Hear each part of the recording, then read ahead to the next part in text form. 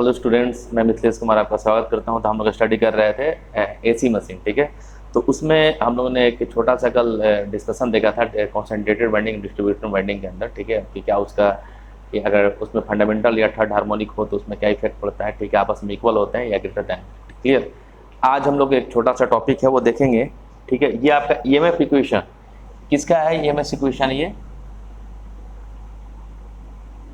है आपका synchronous generator,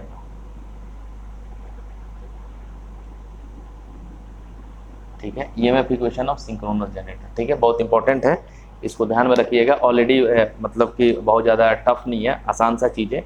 तो ये है आपका ईएमएफ इक्वेशन, एग्जाम में आपसे पूछा जा सकता है, तो इस तरीके से आप ड्राइव कर सकते हो कि EMF equation of synchronous generator. Clear. तो देखें यहाँ पे कुछ नहीं है, यहाँ पे देखिए, यहाँ पे कुछ टर्म्स हैं। ये है फ्लक्स, ठीक है, फ्लक्स की बात करते हैं, ठीक है। फाई क्या है आपका? फ्लक्स पर पोल, ओके। जेड आपको पता है, ये इसको बोलते हैं टोटल नंबर ऑफ कंडक्टर पर phase.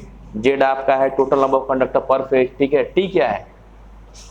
Total number of turns per phase. Total number of turns जो है, ठीक है, जो कॉइल्स बोलते हैं हम लोग को, total number of turns per phase. और वो किसके बराबर होता है कि टी बराबर क्या होता है? Z/2, ठीक है। तो जेड बराबर क्या हो जाएगा? 2T। जेड बराबर क्या हो जाएगा? 2T। क्लियर। तो आगे देखिए, इसमें F क्या है? Frequency of induce voltage. सबको पता है कि जो F है उसको हम लोग फ्रीक्वेंसी बोलते हैं, ठीक है। तो F यहाँ पे है frequency of induce voltage. N क्या है? N है आपका speed of rotor in RPM। RPM का मतलब रोटेशन पर मिनट। क्लियर।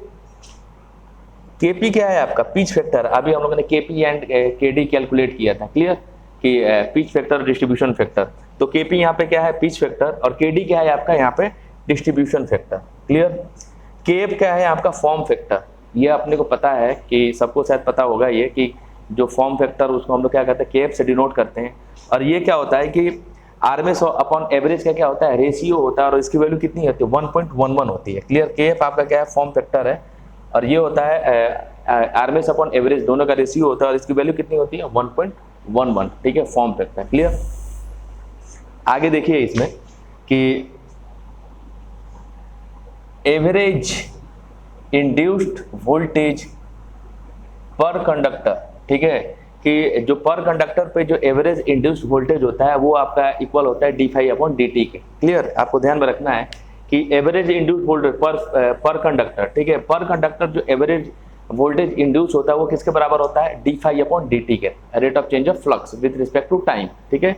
इसको हम लोग मान लेंगे इक्वेशन नंबर 1। क्लियर। आगे देखिए, total flux links with each conductor in one rotation, ठीक है, कि टोटल फ्लक्स लिंक, जो टोटल फ्लक्स लिंक है ईच कंडक्टर के साथ, मतलब एक रोटेशन में, ठीक है। Total flux link with each conductor, ठीक है, हर एक कंडक्टर के साथ जो फ्लक्स का लिंकेज है इन वन रोटेशन के अंदर, तो वो आपका किसके बराबर होगा?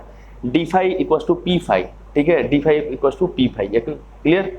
आगे हम लोग देखते हैं यहाँ पे कि इस रोटेशन को कंप्लीट करने में कितना टाइम लगता है। इसको हम इक्वेशन नंबर 2 मान लेंगे। क्लियर। कि time taking to complete one rotation dt, ठीक है, वो आपके बराबर होगा 60/n RPM, ठीक है। ये आपको किसके बराबर होगा? 60/dt आपका हो जाएगा 60/n। क्लियर। अब देखें, यहाँ पे अपने को कुछ नहीं करना है। यहाँ से फ्रॉम इक्वेशन 2 एंड 3 एंड 1 हमको क्या करना है कि इक्वेशन 2 एंड 3 की वैल्यू को इक्वेशन 1 में पुट कर देना है, ठीक है। इक्वेशन 2 एंड 3 की वैल्यू को हमको इक्वेशन 1 में पुट कर देना है। तो देखिए कैसे हम लोग पुट करेंगे कि d∅ की जगह पर हम लोग लिख देंगे p∅। देखें यहाँ पे d∅ की जगह पर हम लोगों ने क्या लिख दिया? p∅, okay. और dt की जगह हम लोग क्या लिखेंगे कि जो टोटल टाइम लगा वो किसके बराबर होता है? 60/n। क्लियर। तो 60/n, तो ये आपका वैल्यू हो गया 5p/n/60। क्लियर। 5p/60। अब यहाँ पे अपने को निकालना है कि एवरेज इंड्यूस्ड वोल्टेज पर कंडक्टर, ठीक है, पर कंडक्टर। तो यहाँ पे देखिए हम लोग ने यहाँ पे देखा था NS बराबर होता है 120f/p। सिंक्रोनस स्पीड जिसको हम लोग बोलते हैं वो किसके बराबर होता है? 120f/p। तो यहाँ पे देखिए 5p/n/60।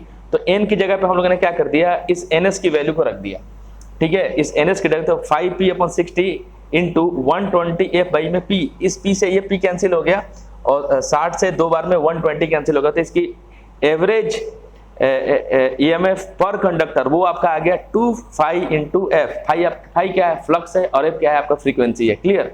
आगे देखिए यहाँ पे, तो यहाँ पे देखिए आपका आरएमएस और एवरेज इनका रेशियो कितना होता है 1.11। अगर आपका वी आरएमएस कैलकुलेट करें, तो ये क्या होगा कि आपका 1.11 इंटू वी एवरेज। तो वही काम किया मैंने कि ई आरएमएस इक्वल टू हो जाएगा ई एवरेज इंटू 1.11। आप यहाँ से देखिए, यहाँ से हम लोग ई आरएमएस की वैल्यू निकालेंगे तो ये क्या आएगा कि ई एवरेज इंटू 1.11। क्लियर। अब यहाँ से हम लोग निकालेंगे कि ई आरएमएस पर कंडक्टर, ठीक है, voltage induced, RMS voltage induced पर कंडक्टर, ठीक है। तो ई एवरेज की वैल्यू कितनी आई है 2 इंटू 5 इंटू एफ। तो इसकी वैल्यू को यहाँ पर रख देंगे और इसको 1.11 से मल्टीप्लाई कर देंगे तो इसकी वैल्यू आ गई 2.25 इंटू एफ। कुछ नहीं है, सिंपल मैथमेटिकल कैलकुलेशन है, ठीक है। अब अपने को निकालना है यहाँ पे ई आरएमएस पर टर्न, ठीक है, मतलब कि इंड्यूस्ड आरएमएस वोल्टेज पर टर्न। अब हम लोग अभी तक तो पर कंडक्टर निकाल रहे थे, पर कंडक्टर निकाल, अब अपने को क्या निकालना है कि इंड्यूस्ड आरएमएस वोल्टेज पर टर्न, ठीक है। तो यहाँ पे देखिए, यहाँ पे मैंने क्या बोला था कि T बराबर Z/2 होता है, ठीक है। तो यहाँ पे Z इक्वल टू क्या हो जाएगा 2T हो जाएगा, Z इक्वल टू क्या हो जाएगा 2T हो जाएगा। क्लियर। तो हमको यहाँ पे हम लोग पर कंडक्टर Z क्या है, टोटल नंबर ऑफ कंडक्टर। अब यहाँ पे निकाल रहे हैं कि इंड्यूस्ड आरएमएस वोल्टेज पर टर्न, तो ये क्या हो जाएगा Z की जगह पर हम लोग क्या करेंगे 2T रख देंगे, ठीक है। यहाँ पे Z बराबर 2 इंटू टी, तो ये क्या होगा, ये 2 से मल्टीप्लाई हो जाएगा, ठीक है। यहाँ पे T भी आ जाएगा। क्लियर। तो ये हो जाएगा 2 से मल्टीप्लाई हो गया और ये पूरा का पूरा वैल्यू कितना है 2.225 इंटू एफ। तो ये पूरी की पूरी वैल्यू कितनी होगी 4.445 इंटू एफ। अगर इसी को हम लोग लिखेंगे कि induced voltage per phase equal to होगा E RMS per phase equal to 4.445 F into T. T यहाँ से आगे जेड बराबर क्या था 2T था, टोटल नंबर ऑफ टर्न्स, ठीक है। इफ अगर इंड्यूस्ड वोल्टेज पर फेज हम लोग कैलकुलेट करते हैं ईएमएफ इक्वेशन, तो ये क्या होगा कि RMS voltage per phase equal to calculate हो गया यहाँ पे 4.445 into F into T. Clear. अब देखिए यहाँ पे कि इसको हम लोग इस तरीके से भी लिख सकते हैं कि E P H equal to 4.445 F T K P into K D. K P क्या है आपका पिच फैक्टर है और के डी क्या है डिस्ट्रीब्यूशन फैक्टर है, ठीक है। ये यहाँ पे के पी बराबर 1 और के डी बराबर हम लोग क्या रखते हैं 1 रखते हैं, तभी ये ईएमएफ इक्वेशन आपका क्या है प्रैक्टिकली संभव है। क्लियर। तो यहाँ पे देखिए आपका के डब्ल्यू किसके बराबर होता है के पी इंटू के डी। अगर के डब्ल्यू को हम लोग बोलते हैं वाइंडिंग फैक्टर, ठीक है। अगर आपसे कोई पूछे कैलकुलेट द वाइंडिंग फैक्टर के डब्ल्यू, तो वो क्या होता है के पी इंटू के डी का क्या होता है मल्टीप्लिकेशन होता है, ठीक है। तो यहाँ पे देखिए कि यहाँ पे के डब्ल्यू, तो मतलब इसके जगह पे हम लोग लिख सकते हैं 4.445 F T into K D. Clear.